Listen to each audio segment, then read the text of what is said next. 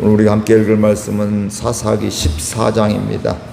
사사기 14장 말씀. 삼손이 딥나에 내려가서 거기서 블레셋 사람들의 딸들 중에서 한 여자를 보고 올라와서 자기 부모에게 말하여 이르되 내가 딥나에서 블레셋 사람의 딸들 중에서 한 여자를 보았사오니 이제 그를 맞이하여 그의 부모가 그에게 이르되 내 형제들의 딸들 중에나 내 백성 중에 어찌 여자가 없어서 내가 할례 받지 아니한 블레셋 사람에게 가서 아내를 맞으려 하느냐 하니 삼손이 그의 아버지에게 이르되 내가 그 여자를 좋아하오니 나를 위하여 그 여자를 데려오소서 하니라. 블레셋 사람이 이스라엘을 다스린 까닭에 삼손이 틈을 타서 블레셋 사람을 치려 함이었으나 그의 부모는 이 일이 여호와께로부터 나온 것인 줄은 알지 못하였더라. 삼손이 그의 부모와 함께 딥나에 내려가 딥나의 포도원에 이른즉 젊은 사자가 그를 보고 소리 지르는지라. 여호와의 영이 삼손에게 강하게 임하니 그가 손에 아무것도 없이 그 사자를 염소 새끼를 찢는 것 같이 찢었으나 그는 자기가 행한 일을 부모에게 알리지 아니하였더라. 그가 내려가서 그 여자와 말하나 그 여자가 삼손의 눈에 들었더라. 얼마 후에 삼손이 그 여자를 맞이하려고 다시 가다가 돌이켜 그 사자의 죽음을 본즉 사자의 몸에 벌떼와 꿀이 있는지라. 손으로 그 꿀을 떠서 걸어가며 먹고 그의 부모에게 이르되 그들에게 그것을 들여서 먹게 하였으나 그 꿀을 사자의 몸에서 나왔다고는 알리지 아니하였더라. 삼손의 아버지가 여자에게로 내려가매 삼손이 거기서 잔치를 베풀었으니 청년들은 이렇게 행하는 풍속이 있음이더라. 무리가 삼손을 보고 30명을 데려와서 친구를 삼아 그와 함께하게 한지라. 삼손이 그들에게 이르되 이제 내가 너희에게 수수께끼를 내리니 잔치하는 일의 동안에 너희가 그것을 풀어 내게 말하며 내가 배옷 30벌과 겉옷 30벌을 너희에게 주리라. 그러나 그것을 능히 내게 말하지 못하면 너희가 내게 배옷 30벌과 겉옷 30벌을 줄지니라 하니 그들이 이르되 내가 수수께를 내면 우리가 그것을 들으리라 하매 삼손이 그들에게 이르되 먹는 자에게서 먹는 것이 나오고 강한 자에게서 단 것이 나왔느니라 하니라. 그들이 사흘이 되도록 수수께끼를 풀지 못하였더라. 일곱째 날에 이르러 그들이 삼손의 아내에게 이르러 너는 내 남편을 꾀어 그 수수께끼를 우리에게 알려달라 하라. 그렇지 아니하면 너와 내 아버지의 집을 불사르리라. 너희가 우리의 소유를 빼앗고자 하여 우리를 청한 것이 아니냐. 그렇지 아니하냐 하니 삼손의 아내가 그의 앞에서 울며 이르되 당신이 나를 미워할 뿐이요 사랑하지 아니하는도다. 우리 민족에게 수수께끼를 말하고 그 뜻을 내게 알려주지 아니하도다 하는지라. 삼손이 그에게 이르되 보라 내가 그것을 나의 부모에게도 어찌 그대에게 알게 하리요 하였으나 7일 동안 그들이 잔치할 때 그의 아내가 그 앞에서 울며 그에게 강요함으로 일곱째 날에는 그가 그의 아내에게 수수께끼를 알려주매 그의 아내가 그것을 자기 백성들에게 알려주었더라. 일곱째 날 해 지기 전에 성읍 사람들이 삼손에게 이르되 무엇이 꿀보다 달겠으며 무엇이 소보다 더욱 강했냐. 삼손이 그들에게 이르되 너 밭갈지 아니하였더라면 내 수수께끼를 능히 풀지 못하였으리라 하니라.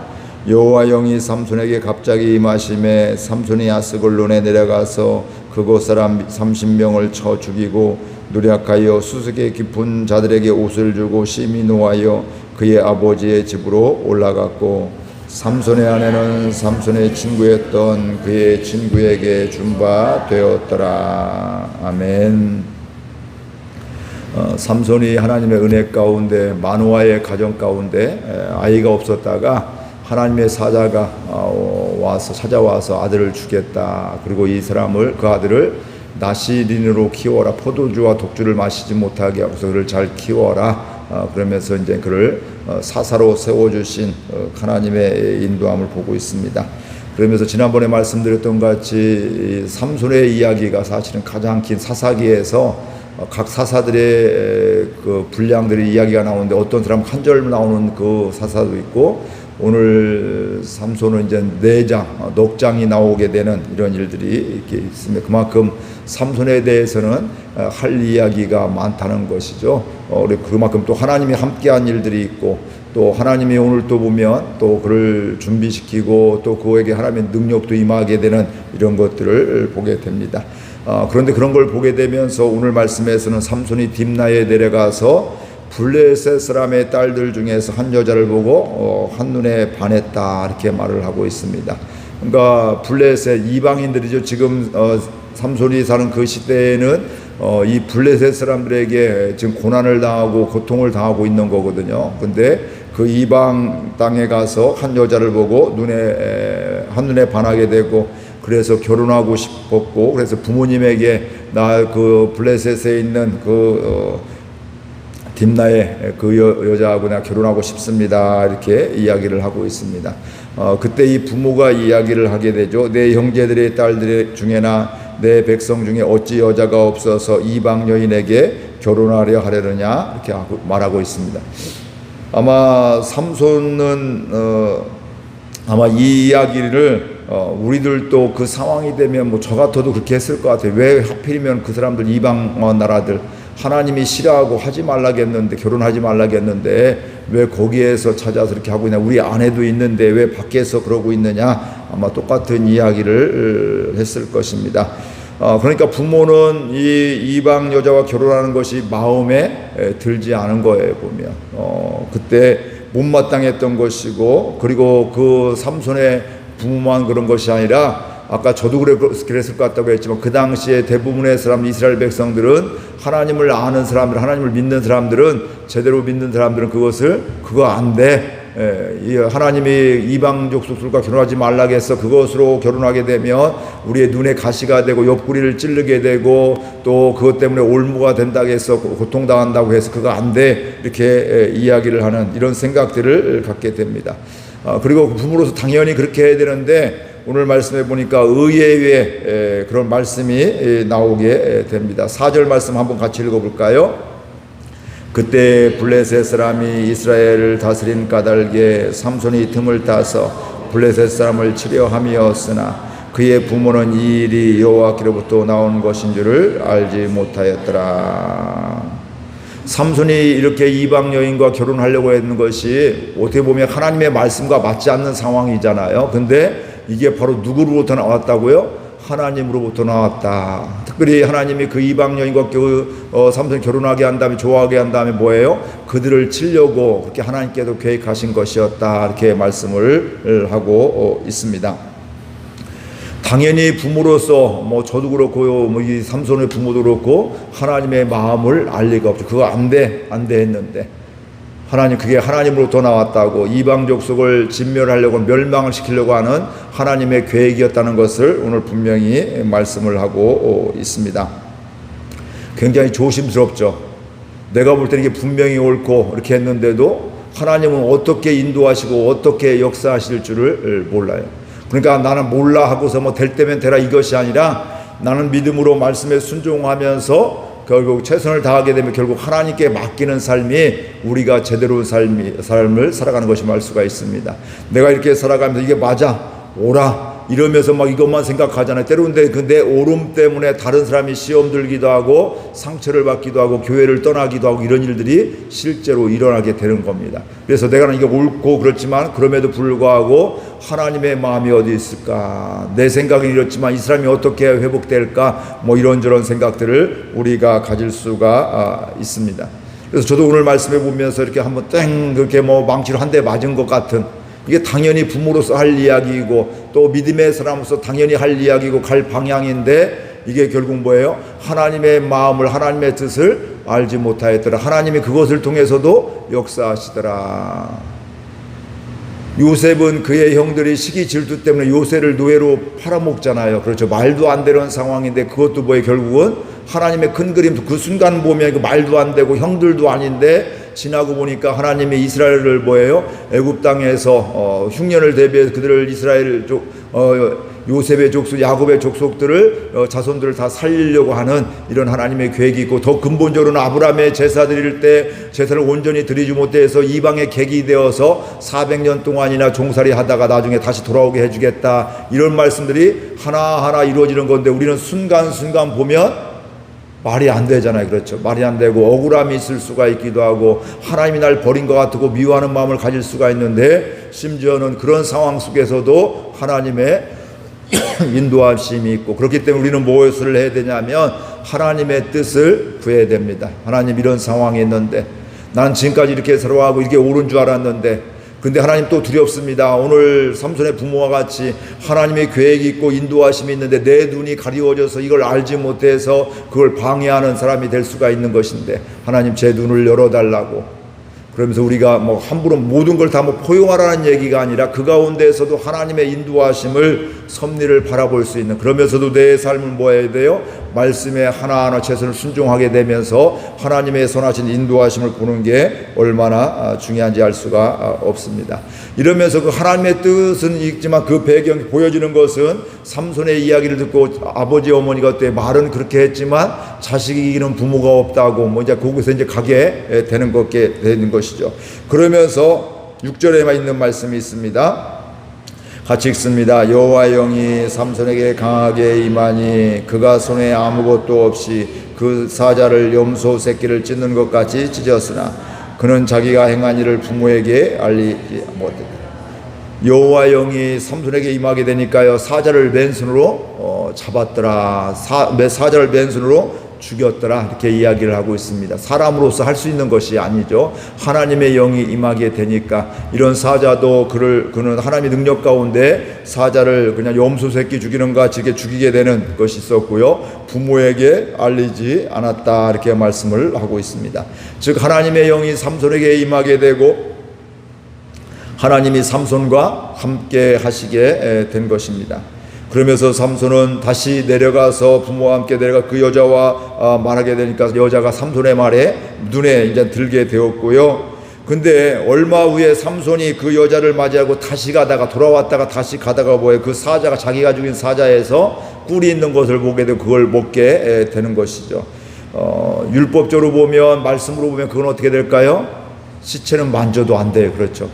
고기 있는 거 먹는다, 이거 말도 안 되는 거예요. 더군다나 지금 삼손은 누구예요? 나실이네요. 자기의 삶을 구별하고 먹을 걸 구별해야 될 사람이었는데 그는 그런 것을 잃어버리고, 능력은 하나님의 능력이 임하고 했지만 이게 자기 혈기라든지 자기 정욕이라든지 이런 것들, 근데 신기한 것은 그런 것을 통해서도 하나님은 일하신다는 거예요. 우리가 보면 이거 말도 안 돼, 이거 혈기 있는 사람 뭐 나쁜 줄 알고 있는데 혈기 있는 사람도 필요해 보면 그건 옳고 그름이 아니에요. 순하다고 다 좋은 것만은 안 해요. 순한 게 좋고 혈기 있는 게 나쁜 게 아니라 잘못 사용하면, 혈기도 잘못 사용하면 죄가 되고 순한데 잘못 사용하면 공동체를 더 어렵게 하고요. 이게 옳고 그름이 아니라 이것 가운데 어떻게 하나님이 주신 것, 그 성격 가지고 어떻게 살아가느냐가 더 중요한 것을 알 수가 있습니다. 그 꿀을 먹으니까 눈이 번쩍하고 맛있잖아요. 그러니까 부모님에게도 그 꿀을 주었는데 그 시체, 사자 죽은 시체에서 떠온 것은 이야기하지 않았다, 이렇게 이야기를 하고 있습니다. 그러면서 그곳에 가서 그 여인들이, 그 당시 풍속에 그곳에 가면 그 여인과 결혼을 하려고 하면 친구들이 와서 함께 잔치를 하고 하게 되는데 무려 30명이나 데리고 와서 잔치를 이렇게 하게 되고요 했는데, 그 가운데서 삼손이 수수께끼를 내잖아요. 그래서 그 수수께끼 우리 14절 한번 같이 읽겠습니다. 14절 말씀. 삼손이 그들에게 이르되 먹는 자에게서 먹는 것이 나오고 강한 자에게서 단 것이 나왔느니라 하니라. 그들이 사흘이 되도록 수수께끼를 풀지 못하더라. 먹는 자에게서 먹는 것이 나오고 강한 자에게서 단 것이 나왔다. 이거 알 길이 없죠. 사실은 죽은 사자 가운데 꿀이 생겨서 그거 얘기하는 건데, 그걸 뭐 보통 경험하지 않죠. 사자를 보기도 쉽지 않지만 사자 죽은 것에 꿀이 있게 되고 그런 것들을 뭐 흔치가 뭐 우리가 바라보지 못하잖아요. 그러니까 뭐 이건 경험하지 않았으면 알지 못하는 수수께끼가 되는 것이죠. 그러니까 그 사람들이 많이 블레셋 사람들이 있었지만 그걸 풀 수 있는 사람이 아무도 없게 되고, 그래도 그들이 화가 나서 그 삼손의 아내에게 이제 협박을 하게 되죠. 너 빨리 이거 알아봐서 우리 알아줘라. 네 남편이 우리의 것을 빼앗으려고 그렇게 한 거 아니냐? 너 이거 알려주지 않으면 너와 내 집을 불사르겠다. 뭐 이렇게 협박까지 하게 되는 것입니다. 그래서 결국은 알아나게 되죠. 그래서 15절 말씀 같이 읽겠습니다. 일곱째 날에 이르러 그들이 삼손의 아내에게 이르되 너는 내 남편을 꾀어 그 수수께끼를 우리에게 알려달라 하라. 그렇지 아니하면 너와 내 아버지의 집을 불사르리라. 너희가 우리의 소유를 빼앗고자 하여 우리를 처한 것이 아니냐? 그렇지 아니하냐 하니. 그러면서 삼손이 울며 불며 남편에게 이것 좀 알려달라고 뭐 이렇게 이야기를 하고 있는 것입니다. 당신이 나를 미워하고 사랑하지 않는다고 뭐 이렇게 이제 사랑하지 않으니까 얘기해 주지 않는다고 그렇게 하니까 남자가 또 이러면 마음이 어려워지잖아요. 힘들어지잖아요. 그렇죠? 뭐 그런 가운데 결국은 이야기를 하게 됩니다. 그래서 그들이 이야기를 하게 될 때 삼손도 다 알죠. 내 아내가 내가 얘기해줘, 너희들이 그 아내가 얘기해줘서 너희들이 안 것이지 너희들 스스로 안 것이 아니다 하면서 화가 났다는 것이죠. 19절 말씀 같이 읽겠습니다. 여호와의 영이 삼손에게 갑자기 임하심에 삼손이 아스글론에 내려가서 그곳 사람 30명을 쳐 죽이고 노력하여 수수께 깊은 자들에게 옷을 주고 심히 노하여 그의 아버지의 집으로 올라갔고.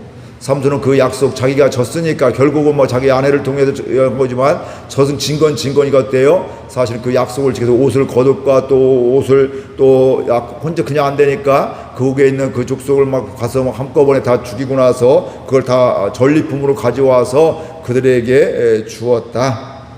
그리고 뭐 했어요?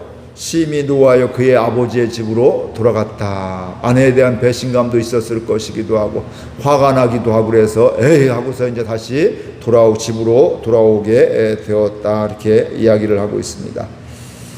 오늘 말씀을 통해서 깨달아야 될 것들이 있습니다. 우리가 다 이해할 수가 없지만 그 속에서도 하나님의 인도하심이 있습니다. 그렇기 때문에 우리는 이해할 수 없는 곳에서도 우리는 하나님의 뜻을 간구하게 되고요. 간구해야 될 것이고요. 또 때로는 그럼에도 불구하고 내가 이해할 수 없음에도 불구하고 말씀에 순종하고 중요한 건 하나님의 사랑에 대한 마음이고 믿음의 마음이에요. 그 믿음으로 하나님 앞에서 살게 되면 결국은 이해가 되지 않는 이런 상황 속에서도 하나님이 일하심을 볼 수가 있고 이런 거였구나. 하나님 나는 오해해서 하나님을 원망하고 불평했는데 우리 가정을 살려주시려고 우리 교회를 회복시켜 주시려고 이렇게 하셨구나. 이런 것들을 깨닫게 되는 겁니다. 그러면 그 가운데서 알지 못해서 원망하고 불평하며 절망하는 이런 상황 속에서 하나님의 마음을 알게 되면 그 가운데 소망이 있게 되어지고요. 불평과 원망은 사라지게 되어 있습니다. 우리가 알 수 없는 곳에 사로잡혀 살지 않기를 바랍니다. 알 수 없는 것, 내 능력을 벗어난 것, 그것 가지고 막 잠 못 자고 씩씩대고 내 마음도 몸도 병나는 이런 일이 없기를 바랍니다. 그곳에서도 내가 알 수 없지만 그곳에서도 하나님의 인도하심을 구하면서 하나님의 마음을 알아가게 되면서 그곳에서 하나님이 행하시는 것을 볼 수 있기를 바랍니다. 악한 것을 합리화시키라는 것이 아니라 그런 것을 통해서도 하나님 악조차 서로로 바꿔주시고 내가 악을 행하라는 것이 아니라 그런 상황 속에서도 하나님의 말씀에 또 바라보면서 말씀에 순종하면서 결국은 하나님이 어떻게 인도하실지를 보게 되면서 기다리면 오히려 그런 일을 통해서 이해할 수 없는 일을 통해서도 말도 안 되는 상황 속에서도 하나님의 선하신 인도하심을 보게 될 줄로 믿습니다. 요셉이 그렇게 된 거죠. 요셉이 말도 안 되고 팔려가고 억울하게 감옥살이 했지만 그럼에도 불구하고 나는 더 이상 내 마음대로 살 거야. 나도 몰라. 뭐 이제 하나님 없이 살 거야. 이거 절대 아니. 그 당시에도 그럼에도 불구하고 뭐예요? 하나님 앞에서 살게 되고 열심히 노예의 삶을 살게 되고 죄수의 신분으로서 일을 할 걸 하게 되고 그 순간순간마다 하나님 앞에서 살게 될 때 그가 형통했다. 이렇게 말씀을 하고 있는데 이 은혜가 우리 가운데 있기를 주의 이름으로 축복을 드립니다. 다른 사람이 그렇다 할지라도 내가 다 알지 못할지라도 하나님 앞에서 살아가게 되면 결국은 하나님이 그 일을 통해서 내가 당장에는 이해할 수 없는 일이지만 그 일을 통해서도 하나님이 일하시고 행하심을 볼 수가 있습니다. 그 은혜로 살아가는 저와 여러분들 될 수 있기를 바랍니다. 말씀 생각하면서 함께 기도하겠습니다. 하나님 아버지 은혜와 사랑을 감사드립니다. 때로는 우리가 이해할 수 없는 일들이 많습니다. 내 자식이 또 이방 여자와 결혼한다고 하게 될 때 그 당시